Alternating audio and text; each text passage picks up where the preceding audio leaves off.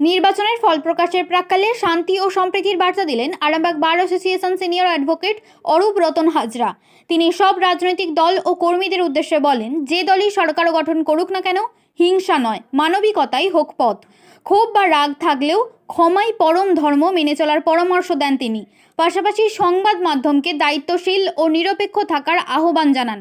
অতীত অভিজ্ঞতা থেকে শিক্ষা নিয়ে তিনি বলেন, গণতান্ত্রিক মতভেদ স্বাভাবিক, তবে তা যেন অশান্তিতে রূপ না নেয়। রাজনৈতিক শিক্ষার উপর জোর দিয়ে সকলের সঙ্গে সহাবস্থান বজায় রাখার আবেদন জানান তিনি। আগামীকাল তো রেজাল্ট ভোটের, তো কি হতে পারে রেজাল্ট, কি মনে করছেন, কেমন হবে, পরিবর্তন কি হবে? দেখুন, এই বিষয়ে মন্তব্য করা খুবই কঠিন বিষয়, কারণ মানুষের মন কোন দিকে যাচ্ছে, ভোট বাক্সে তার কি প্রতিফলন হয়েছে, এটা আমাদের মতো সাধারণ মানুষের পক্ষে বলা কিন্তু খুব কঠিন। কারণ যেখানে বড় বড় সংস্থা তারা মানুষকে যখন জিজ্ঞাসাবাদ করেছে, মানুষ সাইলেন্ট হয়েছিল, যার জন্যে বড় কিছু সংস্থা তাদের যে প্রেডিকশন সেটাই দেয়নি, কারণ তারা বলতে পারছে না যে না মানুষের মন কোন দিকে যাচ্ছে। সুতরাং এটা আমাদের পক্ষে বলা মুশকিল, কিন্তু যেই আসুক আশা করব মানুষের বা জনগণের উপকার হবে, সেইভাবেই কাজ করবে নতুন সরকার। কালকে রেজাল্টের পর কি আশা করছেন রাজনৈতিক কেস আরো বাড়বে? আপনাদের আইনজীবী মহল এই বিষয়ে কতটা প্রস্তুত? দেখুন, এটা প্রত্যেকবারেই দেখা গেছে যে একটা অশান্তির বাতাবরণ সৃষ্টি হয়, যে দলই আসুক না কেন একটা চেঞ্জ যদি হয় তাহলে একটা বাতাবরণ সৃষ্টি হয় অশান্তির। তো সেই জায়গা থেকে যখন অশান্তি হয়, ন্যাচারালি কেস কাছারি হয়। সেই কেস কাছারি হলে কেসের সংখ্যা তো বাড়েই, কিন্তু একজন লয়ার হিসেবে নয়, একজন মানবিক লোক হিসেবে আমার যেটুকু সকলের কাছে কামনা, যে না কেস কাছারি বাড়লে লয়ারদের লাভ, আর্থিক লাভ, এটা ঠিক কথাই, কিন্তু তাতে সামাজিকতা মানবিকতার বিসর্জন হয়। আসছে সেই বিষয়টাতে আসছে। কিছুদিন আগে দেখলাম আপনাদের বার কাউন্সিল বা বার অ্যাসোসিয়েশনের ভোট হয়েছে, তো দেখলাম সমস্ত নিশ্চয়ই অনেক রাজনৈতিক মতামতের রাজনৈতিক অন্য বিরোধী মনোভাবাপন্ন রাজনীতিক আছেন, অনেক সব দলেরই ছিল। আপনাদের কোর্টের দেয়ালে লাগানো ছিল, আদালত চত্বরে ছিল। তো যাই হোক, আপনাদের ভোট কেমন হয়েছে? না, আমাদের যে বার অ্যাসোসিয়েশনের ভোট, ওয়েস্ট বেঙ্গল বার কাউন্সিলের যে ভোট, সেই বার কাউন্সিলের ভোট কিন্তু একদম সম্পূর্ণ নির্বিঘ্নে হয়েছে এবং কোনো রকম হিংসা বা গন্ডগোল কোনো কিছু ছিল না। যে যার মতো করে ভোট দিয়েছে। ওখানে কি আপনাদের রিগিং ছাপ্পা হয়? না, মারামারি হয়? না না কেন হয় না? কেন না, আমাদেরকে বলা হয় বুদ্ধিজীবী সমাজ, তো আমরাই যদি সেগুলো করি তাহলে কি বার্তা মানুষের কাছে পৌঁছাবে? আচ্ছা, ধরুন এই যে নির্বাচন আমাদের যেটা হলো, হওয়ার পর তো কেউ না কেউ নির্বাচিত প্রার্থী বা রাজনৈতিক মনোভাবাপন্ন যারা দল যেগুলো আছে তারা তো নিশ্চয়ই নির্বাচিত হবেন সেক্রেটারি সভাপতি পদে।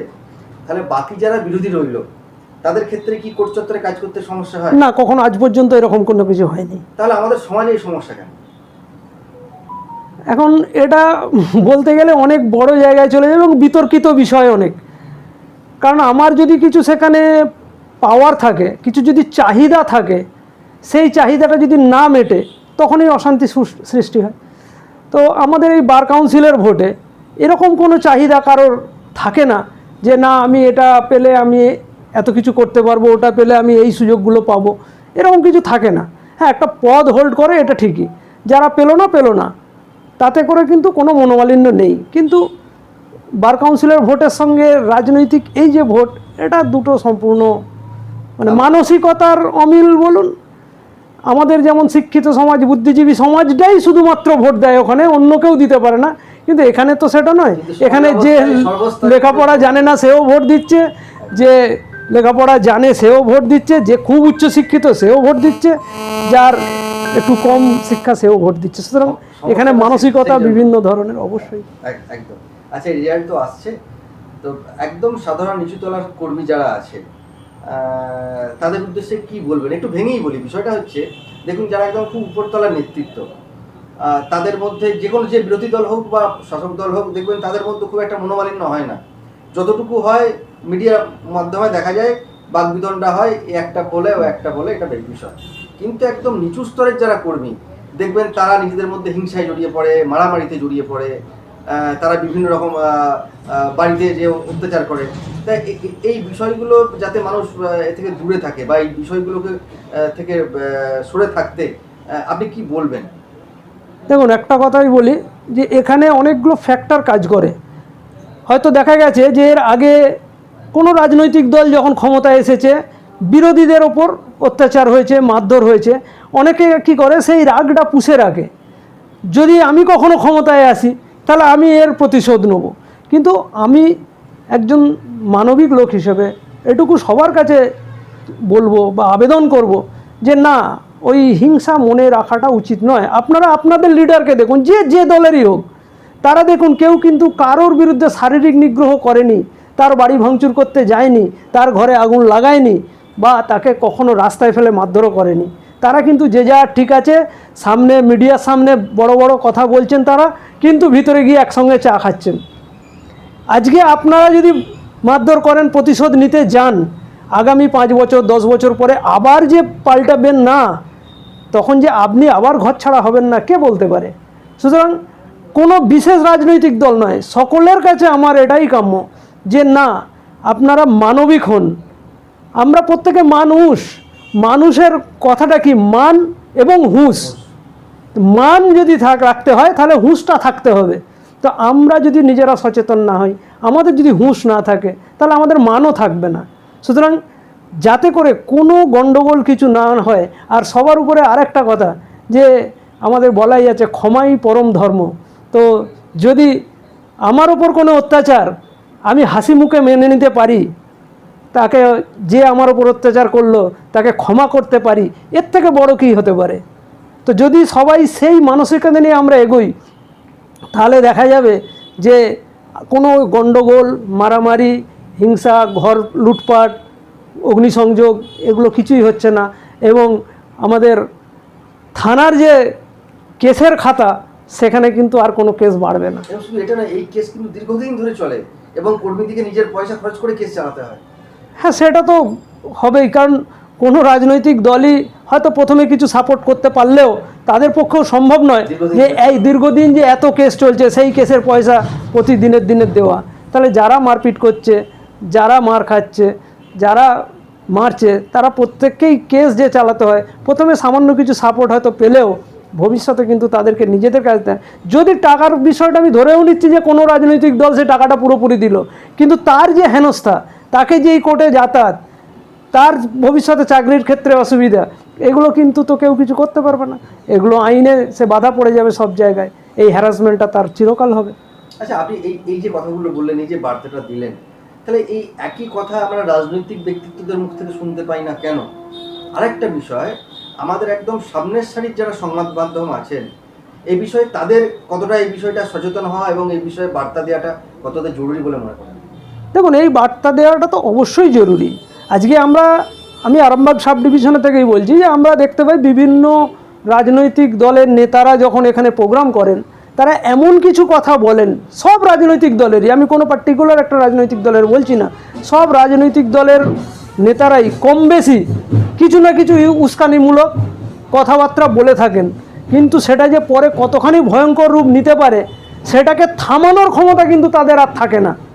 আমার মনে হয় সমস্ত রাজনৈতিক দলের নেতা, এটা আমার ধৃষ্টতা নেবেন না, যে সবারই এটুকু করা উচিত যে এমন কিছু বলবো না বা এমন কিছু করবো না নিজে জেতার জন্য বা প্রার্থীকে জেতানোর জন্য, যাতে করে ভবিষ্যতে এখানে একটা বড় দাঙ্গা হাঙ্গামা লেগে যেতে পারে। যে কোনো মিডিয়া বা সংবাদ মাধ্যমের ভূমিকা কেমন হওয়া উচিত বলে মনে করেন? দেখুন, সংবাদ মাধ্যমও তো একটা পিলার, আমাদের সংবিধানটাকে ধরে রাখার একটা যে স্তম্ভগুলো রয়েছে তার মধ্যে একটা হচ্ছে সংবাদ মাধ্যম। তো তাদের কাজ নিরপেক্ষভাবে করা উচিত বলে আমার মনে হয়। এখন যেটা আমি নিজের ব্যক্তিগতভাবে দেখতে পাই, হয়তো আপনিও সংবাদ মাধ্যমের লোক, আপনারও হয়তো গায়ে লাগতে পারে, কিন্তু আপামর জনতা যেমন দেখছে, আমিও দেখছি, এখন সংবাদ মাধ্যমরা বেশিরভাগটাই এক পেশে হয়ে যাচ্ছে। কী কারণে সেটা তারা বলতে পারবেন। আমরা যেটা জানতে পারি সেটা হচ্ছে ভাষা জানতে পারি, কিন্তু তার কোনো অথেন্টিক প্রুফ নেই, যার জন্য সেটা আমি কেন হচ্ছেন সেটা বলবো না। কিন্তু এটা বিশ্লেষণ করলে দেখা যায় যে কিছু সংবাদপত্র মাধ্যম বেশিরভাগই মানে কোনো না কোনো দিকে তাদের হয়ে কাজ করার চেষ্টা করছেন। এটা কিন্তু উচিত নয়। সংবাদ মাধ্যমের কাছে আমরা সবাই একটা খবরের কাগজের দিকে তাকিয়ে থাকি, একটা চ্যানেলে কেন না সত্যি ঘটনাটা জানবো। আজকে মালদায় কি হচ্ছে, আজকে মুর্শিদাবাদে কি হচ্ছে, আজকে শিলিগুড়িতে কি হচ্ছে, আমার এখানে বসে কিন্তু সেটা দেখা বা কাউকে ফোন করে জানা সম্ভব নয়। আমরা জানি কিসের মাধ্যমে? আমরা জানি সংবাদপত্রের মাধ্যমে বা এই মিডিয়া চ্যানেলের মাধ্যমে। তারা যদি ভুল তথ্য পরিবেশন করে, তারা যদি সেই উস্কানিমূলক যে কথাবার্তা সেগুলোকে প্ররোচনা দেয়, তাহলে কিন্তু যে স্তম্ভ, যে পিলার আমাদের সংবিধানের, সেটা ভেঙে যাবে। আমি অরূপ রতন হাজরা, আরামবাগ বার অ্যাসোসিয়েশনের একজন সিনিয়র অ্যাডভোকেট। তো আমি আপনাদের কাছে, আপনাদের এই চ্যানেলের মাধ্যমে আবার সবাইকে আগামী কালকের জন্য বলতে চাই যে শুভেচ্ছা রইল সেই দলের যে দল জিতবে, যে দল সরকারে আসবে, তার প্রতি পূর্ণ শুভেচ্ছা রইল। কিন্তু তার সঙ্গে সঙ্গে আমার আবেদন রইল যে কোনো রকম হিংসা, মারামারি, গণ্ডগোল, প্রতিশোধ এগুলো নয়।